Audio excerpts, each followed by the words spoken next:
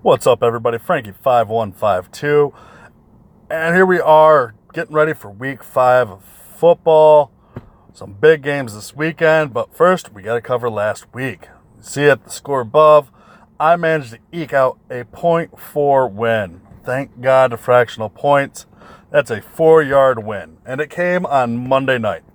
Monday night affected many games in our league, and I will definitely be talking about that. As you can see, I scored well under my projected of 125 points with only 103. But with that, I didn't leave many points on the bench. Ben Roethlisberger scored 2 points more than Matt Ryan. Unfortunately, Ty Montgomery went down real quick in the first quarter. Not much you can do over that, and I wouldn't have started anybody over him. And then Mike Gillislee finally had a week where he didn't find the end zone. That's one thing he really depends on, and I wasn't really going to start anybody else at that. I did set T.Y. Hilton, even after his big week last week where he scored 27 points, seeing it was a much better defense he was facing this week. But yeah, that Kansas City-Washington game affected many games in the league. As you can see, I needed 21.5 points to tie. I got the 21.9 out of Kelsey Monday night. It was huge, and it came on a 4-yard direct snap run as well. My opponent, unfortunately, had Delvin Cook go down, Chris Carson go down, so he had an all-around bad week. But I think it was right here was Kansas City defense. He ended up with 9 points. 6 of those came on the very last play where Washington tried that lateral, and Kansas City, Justin Houston just scooped it up and scored. So that switched the entire game around. Of course, he had Terrell Pryor for Washington, who got 14.5 points. But really, that last play is what set him apart for the win and gave him a full point win. Also, there was another close game. Mine wasn't even the closest. Had a 26.26 separation there. And he had, who did he have last week that was playing? Oh, Kareem Hunt, 14.10 points. Got him just enough. That one's not too big of a surprise there. I don't think he had anybody playing. No. So not a big surprise there. Now we'll go into this week. This week I had to do some looking around. I had to finally hit the waiver wire because there was somebody I wanted to pick up, Sean Watson. Now I'm not starting him against Kansas City's defense, although just because I think Ben Roethlisberger against that Jacksonville defense probably will be a little bit better. I'm going to stick with Keenan Allen, of course, Chris Hogan. I'm starting T.Y. Hilton this week because Michael Thomas is on a bye.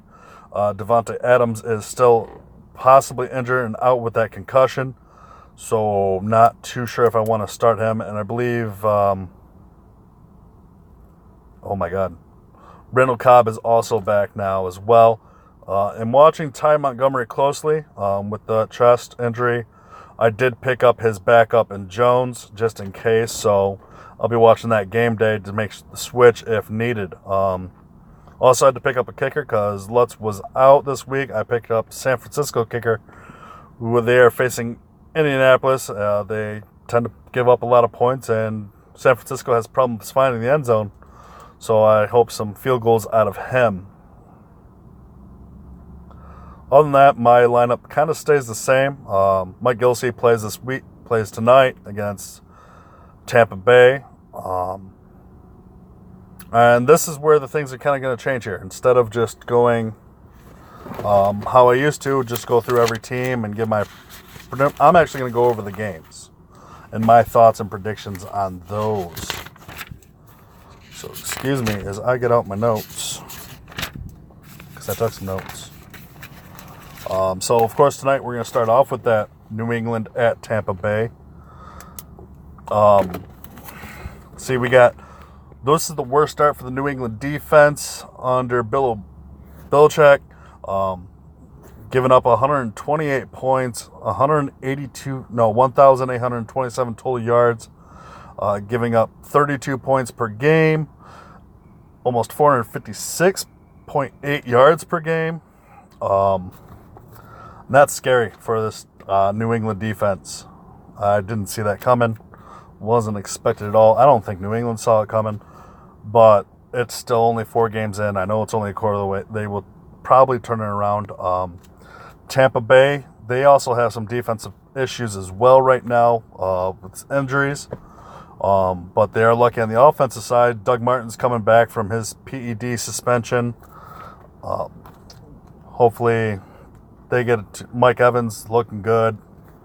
But seeing it kind of a high-scoring game with these defenses, I'm going to give the edge New England, probably 35-28. So just a touchdown difference there.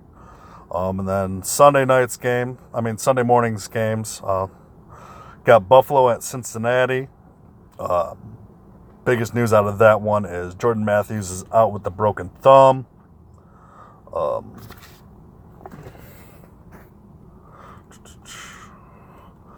They're expecting Charles Clay to really step up and help Taylor, who's averaging 186 yards throwing per game. Andy Dalton, who was bad the really first 2 weeks, but has looked better since the new offensive coordinator. But their running game has not helped them. Joe Mixon is averaging only 2.6 yards per carry. They still have a committee backfield back there as well, but they haven't really shown too much. This one I think is going to be a close one. But I'm going to pick Cincinnati. Andy Dalton's looking a little bit better, so I'm going to go Cincinnati 14, Buffalo 10. Wouldn't be surprised if it's the other way around. Another one we got is the Jets facing the Browns.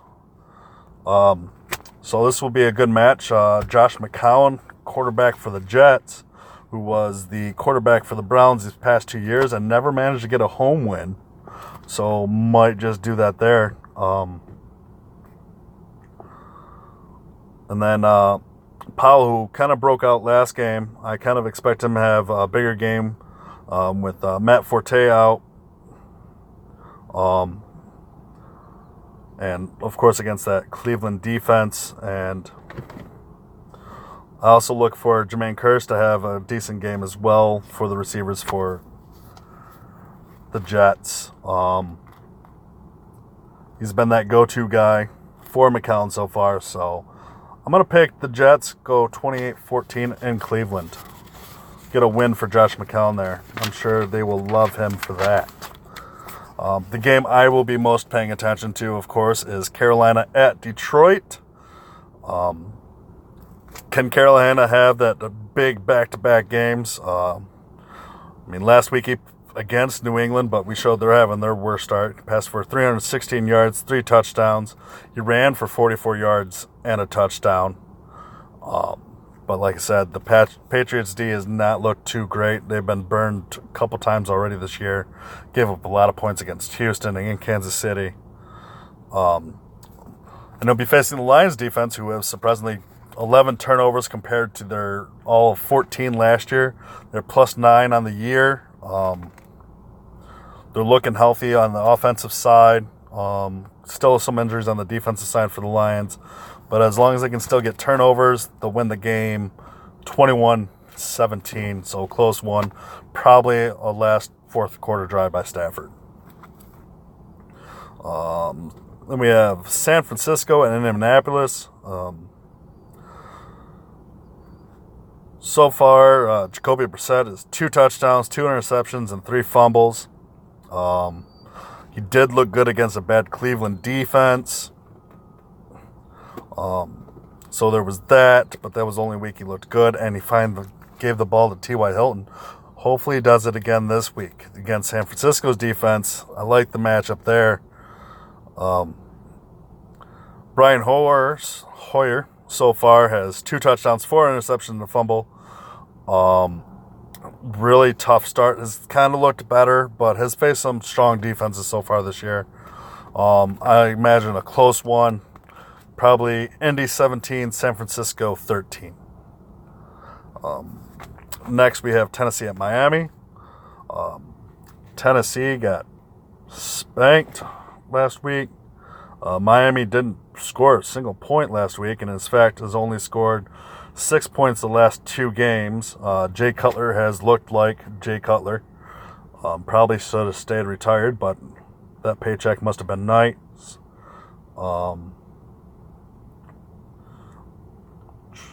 Miami is finally getting a home game since they're bye from that first week from Hurricane Irene. But so far they've traveled to LA, New York, and then London. So that has not been helpful. Tennessee has some problems because Marcus Mariota is questionable with a hamstring. And then Matt Castle in relief was 4 of 10 for 21 yards and 2 interceptions and a fumble. So that's not good. But they will be able to lean on the running backs of Derrick Henry and DeMarco Murray. Derrick Henry has averaged 4.6 yards per game, whereas Miami's offensive line has not done so well, where J.J. had, 3 200 games last year, and so far in 3 games has only put up 184 yards, and more importantly, hasn't found the end zone. So that's going to be tough.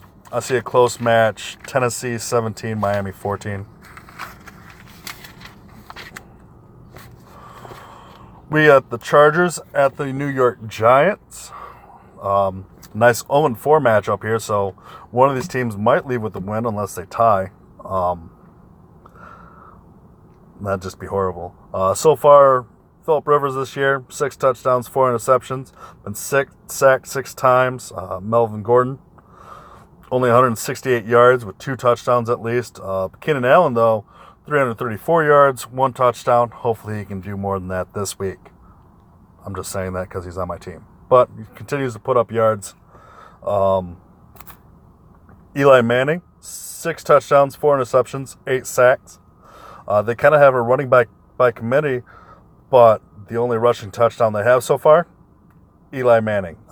Perkins leads them with 61 yards. And then Odell Beckham so far this year has 205 yards and 2 touchdowns. I'm going to say shootout. Probably Chargers win 24-17. I wouldn't be surprised to see that switch either way with both these teams' luck. But I like the Chargers just a little bit more this year. That offensive line for the Giants has just been awful.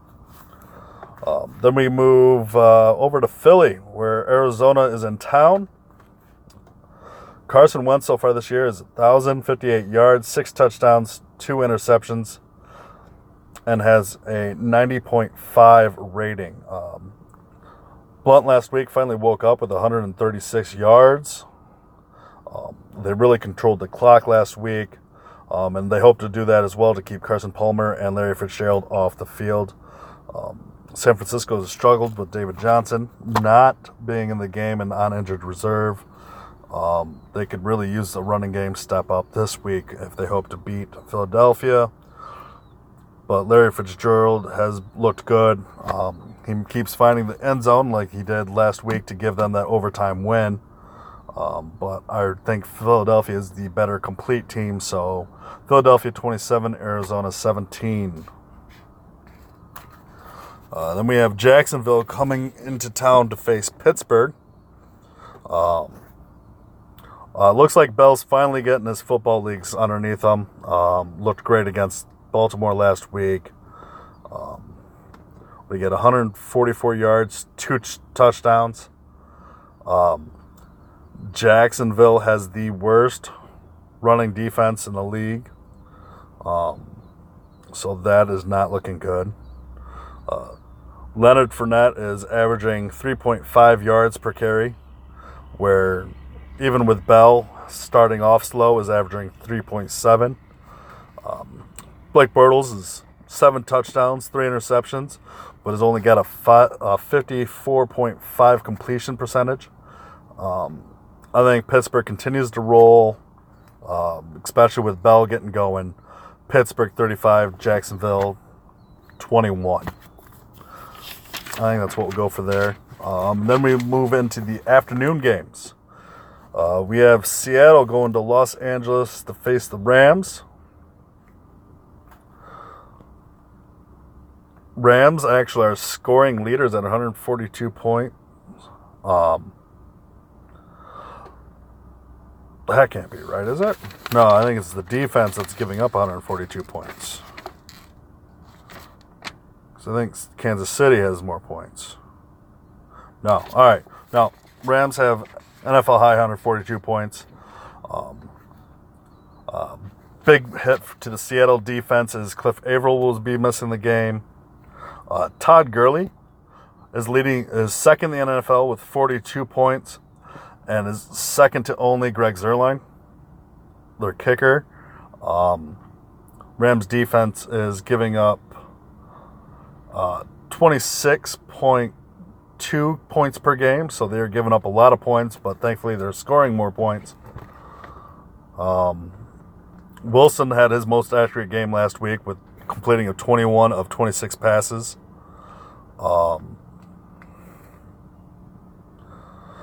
Team had a combined season high of 194 rushing yards last week as well. I don't know if they continue to do that. I actually expect this game to be more like last year's where only field goals were kicked, except for I expect to see 2 touchdowns. I give it to the Rams 10-7 against Seattle. Hopefully the fans will show up to watch that one. Then we stay in California and just head up to Oakland. Baltimore's in town to face them. E.J. Manuel will lead it for the injured Derek Carr. Does not look good for him. Last week in relief, though, Manuel went 11 for 17, 106 passing yards, 1 interception against Denver, but that Denver defense was looking good. Michael Crabtree is still questionable, and Lynch hasn't really been beast mode these past 2 games.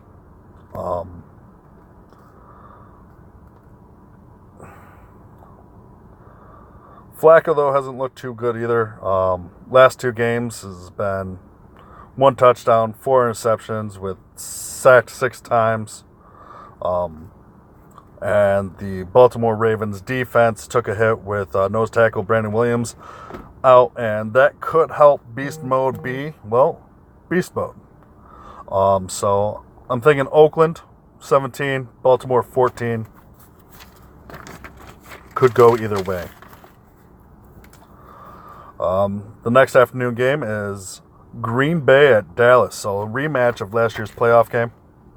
But the thing is, to me, these 2 teams don't really look like last year's playoffs team.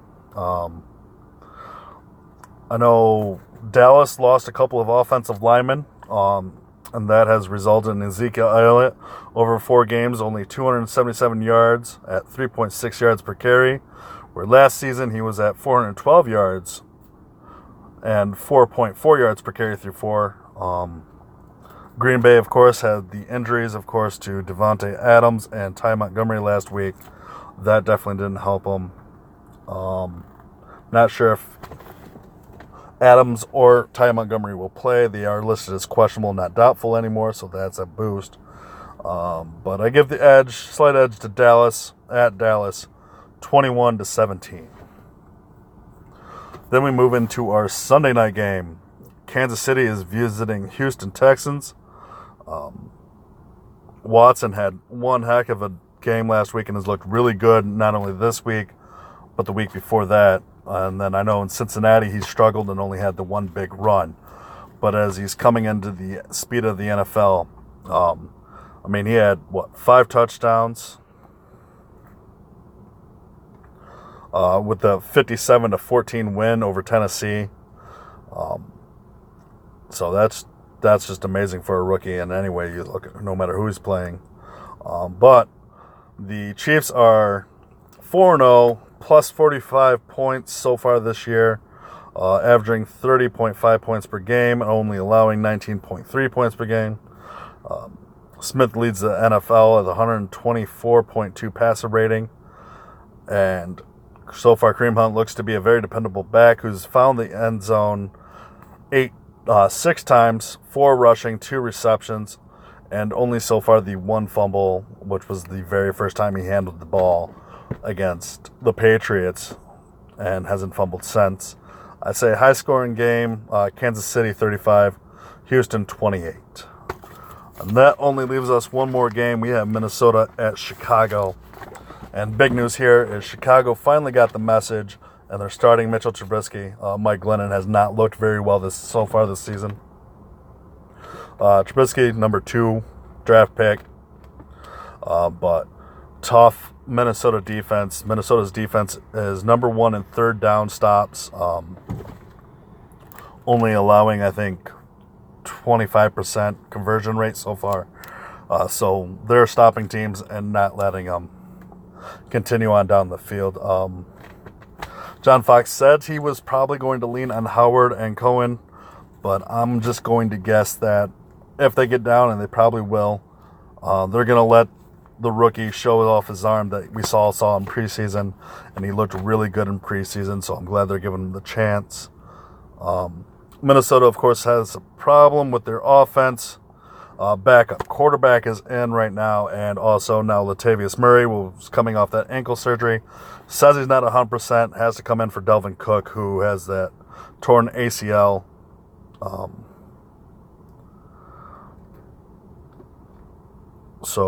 But good news is for them is that Michael Floyd is coming off his suspension, so he will join Adam Thielen and Stefon Diggs as the wide receivers, and Kyle Rudolph, of course, a big target. And I think those offensive targets will help Case Keenum win 24-17. And those are my picks for this week. Hey, let me know in the comments below what you thought of the new way I'm kind of doing it, rather than going through my teams, just doing what I think of the week matchups. Just let me know what you think. Hit the subscribe button, and I'll see you guys next week.